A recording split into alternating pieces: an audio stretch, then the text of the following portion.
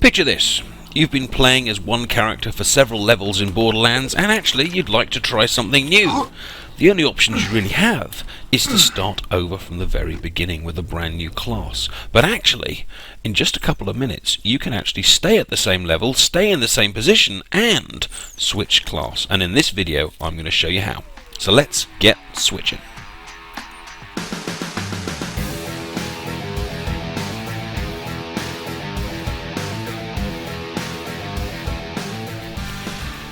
Now, the way the game is designed, if you want to change character, you have to start a brand new game. But my slight problem with that is that I think the characters only really start to get interesting once you get to about level 15, level 20, because that's when you really start to unlock all the kind of new abilities.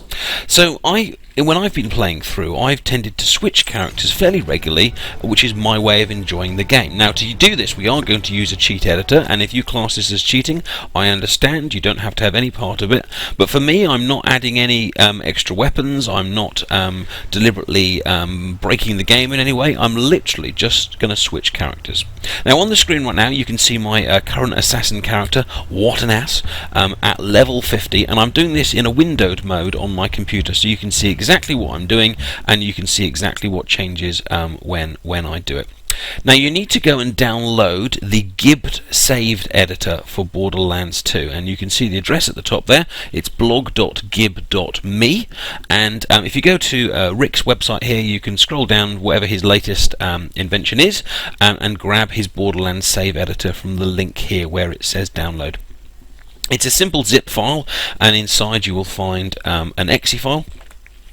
If you're feeling nervous about exe files from the internet, then of course run it through a virus scanner, and if you do feel comfortable loading it, this is what you will get. Now, you could use this file, this program, to do all kinds of cheats and all kinds of edits, and in future videos I will be showing some of the other edits that I have done. Not cheats, but ways of editing the game for my enjoyment.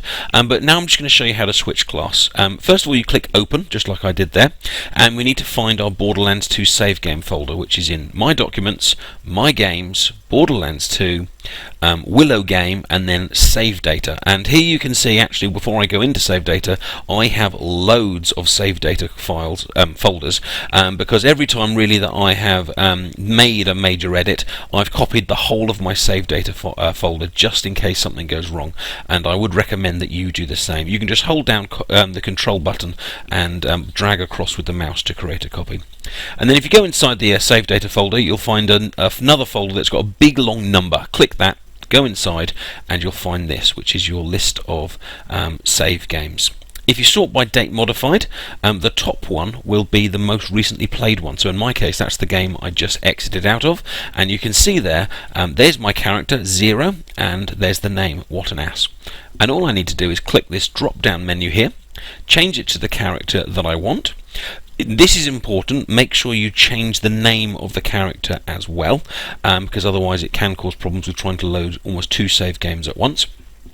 I normally choose a head and a skin before I go in as well, and I also often adjust the save slot. I just add 1 at the top. So at the moment it's on 48, and I'll probably adjust it up to 49 before I save. I'm not sure if you need to do that, but I kind of figure it's probably good practice in case it overwrites something.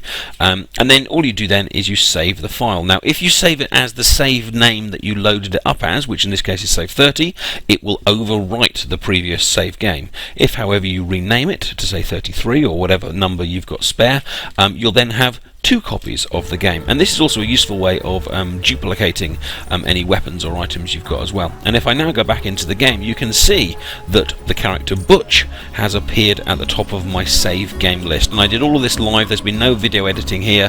That appeared just as you saw by me creating that save game file here. Now, you'll notice that when I then clicked that character, it didn't show me a picture of my Salvador character. To be honest, I don't know why that is. I'm sure it's a setting in the save file somewhere, but I haven't come across it. But once I'm into the character, it works absolutely fine, and if I hit tab here, you can see that I'm now playing as a wonderfully dreadlocked Salvador. I still have all of the weapons and items that I was carrying as 0, so I don't have to go farming again for those kind of things, although of course I will now need to switch my mods and find weapons that are more suitable for this particular build. And all of the skill points I had before, all 46 of them in this particular case, are now ready for me to apply to this particular character. And like I said, when I played through Borderlands, I tended to change character every 10 levels or so, and I haven't had any issues doing this in terms of bugs and problems, and it really helped me to enjoy the game. And if it does the same for you, then I hope that helps.